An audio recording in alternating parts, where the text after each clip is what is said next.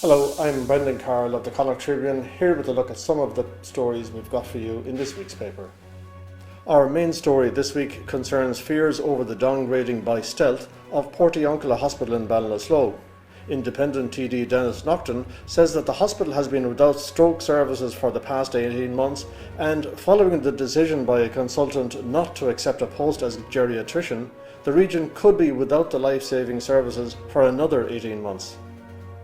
Inside, Declan Tierney talks to the heartbroken members of a Portumna family who insist their brother was murdered in Germany 4 years ago.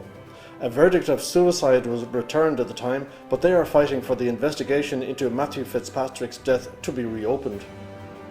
A Western farm leader has warned against the compulsory acquisition of land for the proposed Galway to Athlone Greenway cycle route, stressing that consultation and cooperation is the only route to go.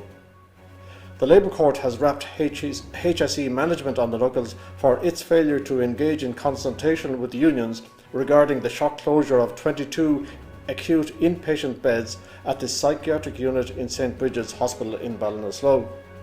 Another shock closure announced this week was the post office at Capitagal, where local people have lost their battle to keep the service, which will end in 2 months' time. It's a big week for 3,000 students of NUI Galway and their families, as conferring ceremonies have been going on all week.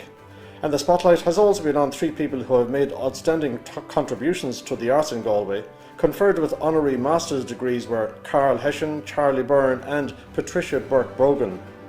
We've plenty of photographic coverage too of President Michael D. Higgins' visit to Letterfrack for the opening of Connemara Sea Week.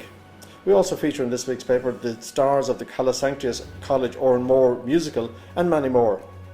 In sport, the main focus is on the footballers of Corofin, who retained their Galway senior football title with an easy win over City side St Michael's in the final in Tuam Stadium last Sunday.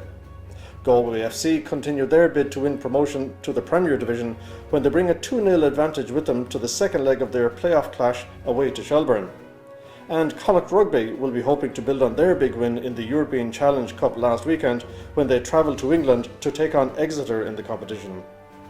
We've all that and much more in this week's Connacht Tribune. You can get us in the shops on Thursday morning, or you can buy online at connachttribune.ie, where you can also download the free app and get a free 7-day trial.